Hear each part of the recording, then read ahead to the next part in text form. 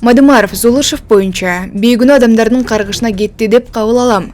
Жогорку кеңештин мурдагы депутаты саясатчы Адахан Мадымаров 3-июнда Бишкек шаардык сотунда башкы прокурор Курманкул Зулышевдин отставкасы тууралуу журналисттерге комментарий берип, ал бийликке жакпай калгандыгы үчүн эмес, күнөөсүз адамдарды айыптаган үчүн каргышка калды деп кабыл алаарын айтты. Мадымаров саясий буйрутмалар өтө көп болуп кеткенин кошумчалап, дагы көптөгөн кызмат адамдар ордун бошотуп териштирүүлөр башталат деп кошумчалады. Менимче ушул 2,5 жылга жакын мезгилдин ичинде аталасын чыгарып бүттү да, бардык иштер боюнча аталасын чыгарып бүттү. Бир кишиге бир эмес 7 кылмыш иши козголгон, бирөөдө аныкталган жок. Сотко чейин кирген иштердин көпчүлүгү тастыкталбай келип отурат, далилденбей келип отурат. Саясий буйруктар аябай көбөйүп кетти, өтө эле көп болуп кеткен да. Менимче Курманкул Зулышев бийликке жакпай калгандан эмес, айыпсыз айыпталып жаткан шордулардын каргышы катары эле кабыл алып коюш керек. Бул кетүүлөрдүн башталышы. Дагы кете турган инсандар көп, өтө көп. Себеби мыйзамсыз иштер Кыргызстанды өтө кыйнап кетти. Бул башы эми тергөө башталышы мүмкүн, иликтөө башталышы мүмкүн. Ар кандай деп бааласа боло берет, деди ал. Эске салсак, 3-майда башкы прокурор Курманкул Зулышев өзү жазган арыздын негизинде кызматтан бошотулганы айтылды. Анын ордуна 3 талапкер каралып жатат. Башкы прокурорлукка 3 адамдын талапкерлиги каралууда. Кактус медиа сайтынын өздүк булактары кабарлашкандай, арасында Нурлан Сулайманкулов бар. Нурлан Сулайманкулов коомчулукка 2016 жылы социалдык тармактарга сүрөтү жарыялангандан кийин таанылган. Анда жамгырлуу аба ырайында жардамчысы кол чатарды кармап турган. Ал кезде Сулайманкулов Бишкек шаарынын прокурору кызматын аркалаган. Учурда Сулайманкулов Кыргыз Республикасынын президентинин аппаратынын соттор жана прокурорлор менен өз ара аракеттенүү бөлүмүнүн башчысы. Ал президенттик администрациянын комиссиясынын курамына кирген. Аталган комиссиянын жыйынтыгы менен Курманкул Зулышевке сөгүш жарыяланган. Маалымат булак Кактус медиа. Депутат Жалалидин Нурбаев 8 март иш күнү деп жарыялоону сунуштады. Бүгүн 6-июндагы жогорку кеңештин агрардык саясат, суу ресурстары жана регионалдык өнүктүрүү боюнча комитеттин жыйынында депутат Жалалидин Нурбаев 8 март аялдардын эл аралык күнүн жумуш күнү катары белгилөөнү сунуштады. Ал 8 мартты майрам катары калтырып, бирок дем алуу күндөрүнүн катарынан алып салууну айтты. Майрамдагандар майрамдай берсин, иштегендер иштей берсин да, деди Нурбаев. Ошондой эле эл өкүлү өлкөнүн 90% мусулмандар экенин белгилеп, Курманайт майрамын 3 күн эс алуу күнү катары киргизүүнү сунуштады. Буга эмгек министринин орун басары Жупариса Рыспекова министрлер кабинети менен бирге карап көрөлү деп жооп берди. Маалымат булак Супер KG. 7 ноябрда, анан 7 апрелде, андан кайсыны 23 февраль. 23 февраль, 7-8 ноябрь, анан 7 апрель жумуш күнү болот, бирок майрам күнү деп эмгек мыйзамында калат. Эми башка майрамдарды деле ошого алып келсек болбойбу, көбүрөөк. Мисалы үчүн азыр 8 мартта деле иш, эми бул 100 жыл мурда эле белгиленип калган, эми аны кайра эле эмне кыла бербей, мейли майрамдагандар майрамдай берсин, бирок жумуш иштегендер деле иштей берсин да. Бул эми международный майрам болуп калган экен. Өзү биз ушул эмгек кодексин иштеп чыкканда караганда Кыргызстан боюнча 23 жылы ошол жанагы майрамдардын баарын эсептегенде 28-30 күнгө чейин болуп калат экен, 1 жылдачы.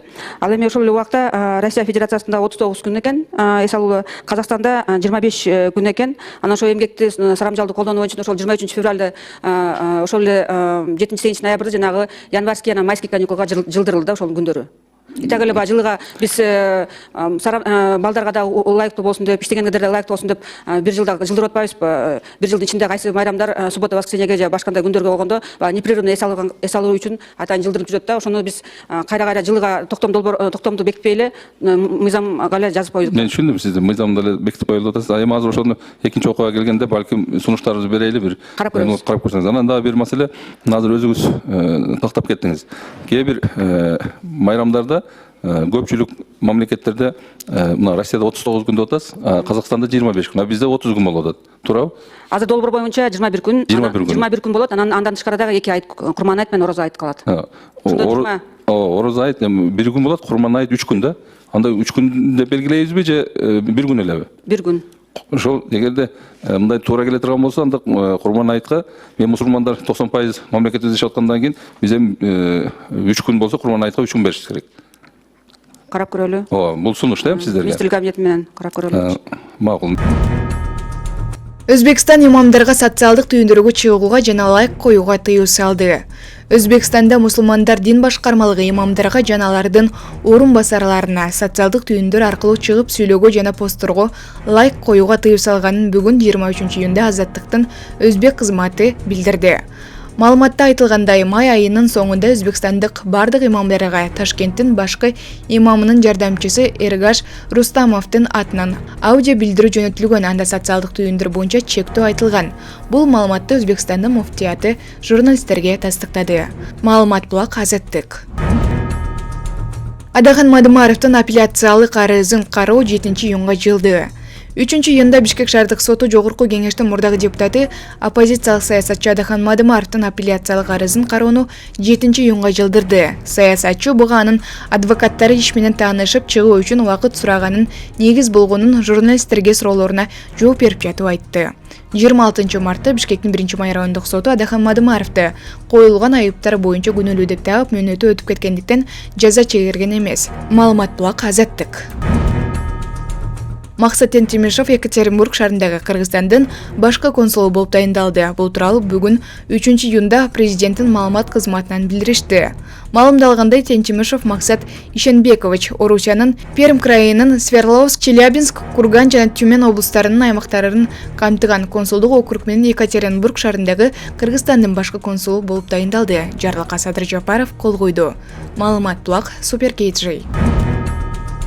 Дүкөндөрдө эле ачылып жатат. Депутат дарканалардын санын азайтууну талап кылды. Депутат Эрлан Көкөлов жогорку кеңештин социалдык комитетинин жыйынында дарканалардын санын азайтууну талап кылды. Ал саламаттык сактоо министрлигинин өкүлүнө кайрылып, дарканаларды текшерүү жана алардын санын азайтуу керектигин билдирди. Дарканаларды азайткыла, текшерип лицензияларын алгыла. Көптөрү лицензиясы жок иштейт. Бир көчөдө Абдрахманов менен Москва көчөлөрүнүн кесилишине барсаң 15 даркана турат. Бул эмне деген шумдук. Санын азайткыла, лицензия бергенди да токтоткула. Дүкөндөрдө эле ачылып жатат, деди ал.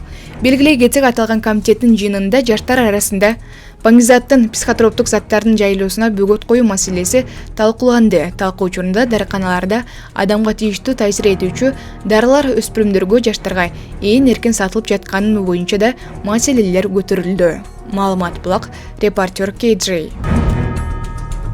Чүйдө өрт чыгып 21 жаштагы жигит каза тапты. Бүгүн 3-июн күнү Чүй облусунун Аламүдүн районунда өрт чыгып, анын кесепетинен бир адам каза тапты. Өзгөчө Кырдаалдар министрлигинин басма сөз кызматы билдиргендей, өрт Ак жол өткөр пунктунун жанында жайгашкан Бишкек Алмата кафесинин артында жаңы салынган чарбалык курулушта күйүүчү май коюп жаткан учурда чыккан. Өрттү өчүрүүгө саат 11:51-де Аламүдүн райондук өрт куткаруу бөлүгүнөн бир бөлүм жөнөтүлгөн. Саат 12:00-да кошумча экинчи бөлүм жардамга барган. Тилсиз жоо саат 12:34-тө чектөөгө алынып, 14:00-да толук өчүрүлдү. Өрттүн кесепетинен 2003-жылы туулган Т. Улын аттуу жаран каза тапты. Ошондой эле 2003-жылы туулган К.М. аттуу жаран жабыркап шаардык номер 4-чү ооруканага жеткирилди. Маалыматка ылайык, ал денесинен 9% күйүк алган, абалы туруктуу. Маалымат булак Баракелде.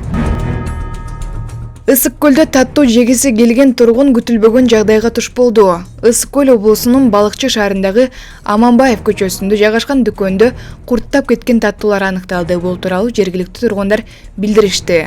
Алардын айтымында, аталган дүкөндө мөөнөтү өтүп кеткен азык-түлүктөр көп. Шаршеке дүкөнүндөгү печенье, конфет жана башка ушуга окшош товарлардын мөөнөтү өтүп кеткен. Үстүнө үйө беришет, аларды тийиштүү мекемелердин кызматкерлери текшергенин бир да көргөн жокпуз. Колдон келсе, ал жактан эч нерсе албай эле коюш керек. Дүкөн ээси менен жаңжалга баргысы келбеген тургундар кайра ал жактан соода кылбоо менен гана чектелишет. Биздин каладагы дүкөндөрдө сатылып жаткан товарларды жооптуу кызматкерлер текшерүүгө алып коюшса болот эле. Мөөнөтү өтүп кеткенин билбей жеп алып, ден соолугуна залал келтиргендер канча, дешет тургундар. Маалымат булак Турмуш медиа.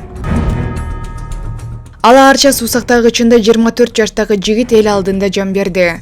Ала Арча суу сактагычында 24 жаштагы жигит сууга чөгүп кетти. Бул тууралуу күбөлөр билдиришти. Маалыматка караганда окуя кечээ 2-июнь күнү катталган. Дем алыш күнү Калыс-Ордо конушу тараптагы Аларча суу сактагычына эс алууга барганбыз. Ал жерде токой жана көл бар.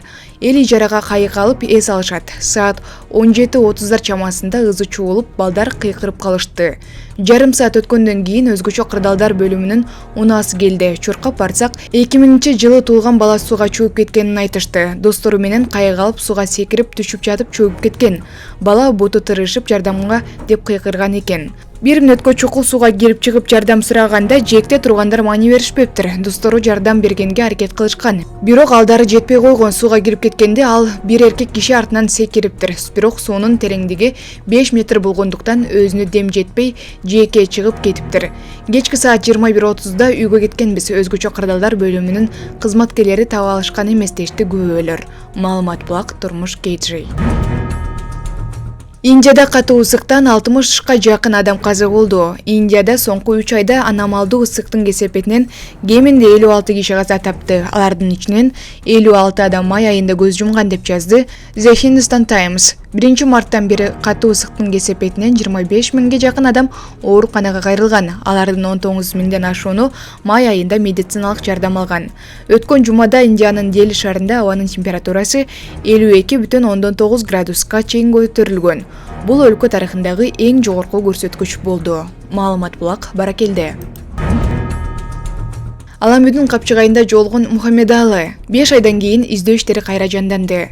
Чүй облусунун Аламүдүн капчыгайында 14 январдан бери дайынсыз болуп жаткан 28 жаштагы жаранды издөө иши кайрадан жандандырылды. Бул тууралуу бүгүн 6 июнда өзгөчө кырдаалдар министрлиги билдирди. Маалыматка ылайык, жакындарынын кайрылуусунун негизинде жанданган издөө ишине 2 дрон менен жалпы 36 куткаруучу жана Ички иштер министрлигинин 300 кызматкери тартылган.